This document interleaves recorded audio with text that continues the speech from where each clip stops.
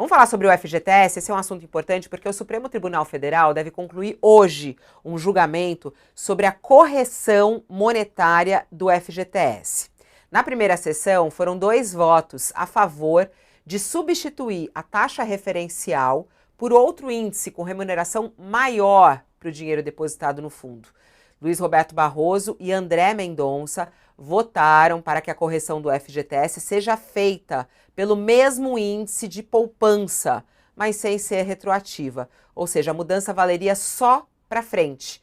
Restam ainda 9 votos. Se o STF mudar a regra, qualquer empregado com dinheiro depositado no FGTS terá direito de pedir essa revisão na Justiça. Atualmente, o fundo rende 3% ao ano, mais a taxa referencial, que tem ficado próxima a zero. Já a caderneta de poupança rende 6,17%, que é ao ano, mais justamente a taxa referencial. Ô Josias, qual é a importância desse julgamento? E isso vai pesar no bolso do governo, né? Vai pesar, Fabíola. Agora, algumas coisas têm que ter lógica no país, né? Não faz sentido que o recurso do trabalhador brasileiro permaneça retido, e nem sempre ele pode retirar apenas em circunstâncias especiais, e em algumas dessas circunstâncias até o governo ou o ministro do Trabalho gostaria de fechar determinadas janelas que permitem o saque do FGTS. Então está lá o dinheiro preso.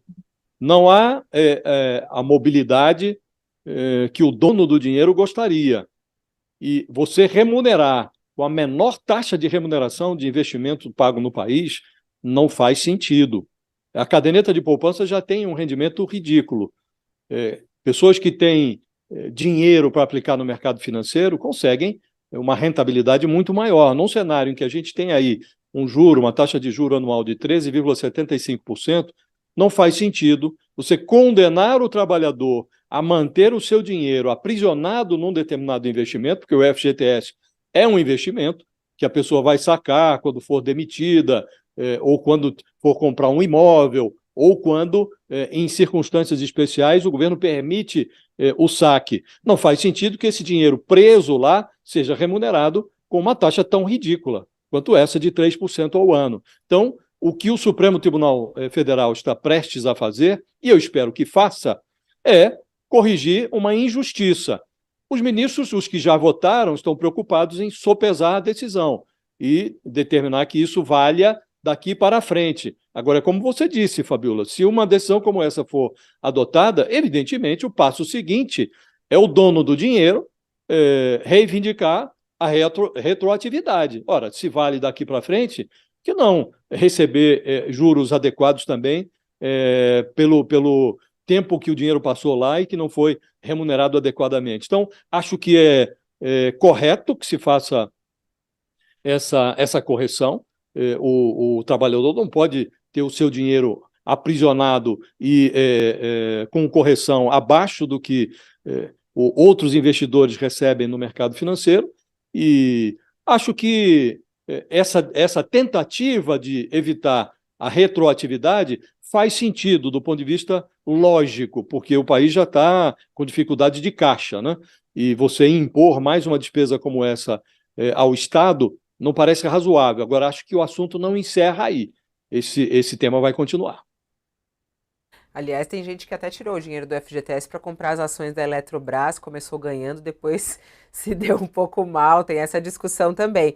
Agora, eu até estava vendo os dados aqui, a Advocacia Geral da União já apresentou até uma manifestação ao Supremo Tribunal Federal. O peso no cofre público, né, o tamanho desse impacto, vai ser de 661 bilhões de reais. Isso foi o que a AGU apresentou ao STF, essa estimativa de impacto aos cofres públicos. Segundo a AGU...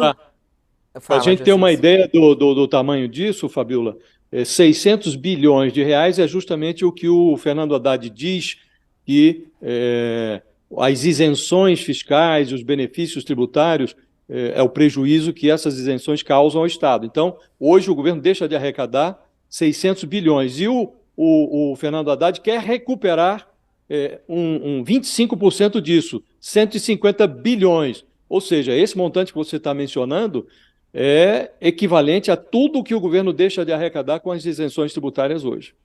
E aí eles falam nessa manifestação que eles fizeram ao Supremo, a AGU diz que tem hoje 118 bilhões de reais disponíveis em caixa para o FGTS e que pode deixar de operar caso essa ação seja aceita pelo governo. Por enquanto, 2 votos favoráveis a esse reajuste. E aí, Molica, o que fazer? Quer dizer, vai ter dinheiro para pagar? Vai parar? Olha o problemão para o governo. Eu concordo com o Josias, não faz sentido você ter uma taxa de remuneração ou várias taxas de remuneração em aplicações financeiras que estão aí no mercado, os fundos aí conservadores estão rendendo em torno aí de 1% ao mês, e você tem o FGTS, que é uma poupança compulsória, né? Quem trabalha com carteira assinada tem lá todo ano, todo mês, tira 8%, o patrão tem que tirar 8% depositado no FGTS, e essa remuneração tem um peso menor. A remuneração dessa aplicação ser muito menor que aquela do mercado financeiro. Dependendo da inflação, a pessoa tem prejuízo. A inflação aí projetada em torno de 5%, 5,5%. Se você tem 3% de rendimento, você está perdendo dinheiro. Então isso não faz sentido. E não cabe ao Supremo, e muitas vezes o Supremo faz isso, analisar o impacto disso na economia. Isso é uma decisão, isso cabe à área política fazer.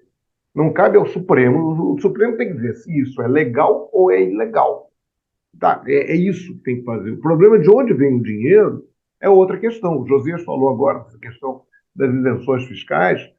Você tem a Zona Franca de Manaus, o Simples, né? O Simples também representa uma isenção fiscal pesada. O direito que a classe média tem de abater do imposto de renda despesas como previdência privada, despesas como... Depois tem que pagar, dependendo do plano, mas tem despesas médicas, despesas com educação. Ou seja, quem tem dinheiro para pagar um médico particular consegue abater essa despesa no imposto de renda. A população, a grande maioria da população que depende do SUS e não tem dinheiro para dar dinheiro, pagar uma consulta, ela acaba subsidiando a consulta de quem tem dinheiro. Então, agora, tem que essas isenções fiscais, 600, como o Josias lembrou. A questão é que o lobby de quem é beneficiado por isenção fiscal, de um modo geral, é muito maior do que o lobby de quem recebe FGTS. Em setores muito organizados na economia, na política brasileira, nos corredores do Congresso, nos corredores do Palácio do Planalto, mexer nisso. Eu duvido muito que o Haddad consiga tirar algumas dessas isenções. Isenção é um negócio tão complicado, talvez a única autocrítica que a Dilma fez, a ex-presidente Dilma Rousseff fez, foi quando ela admitiu que tinha errado, em determinado momento do governo dela, em aumentar algumas isenções. Até a Dilma, que não é exatamente uma pessoa humilde, né? Ela não é muito chegada a uma autocrítica, enfim, ela tem todo o direito de reclamar lá do impeachment dela, claro, mas ela admitiu que deu isenção fiscal demais. Agora, como é que você tira a isenção fiscal? Aquilo que você concedeu a setores organizados da economia, a setores organizados da sociedade, é muito difícil você tirar. É mais fácil continuar lesando os trabalhadores de carteira assinada.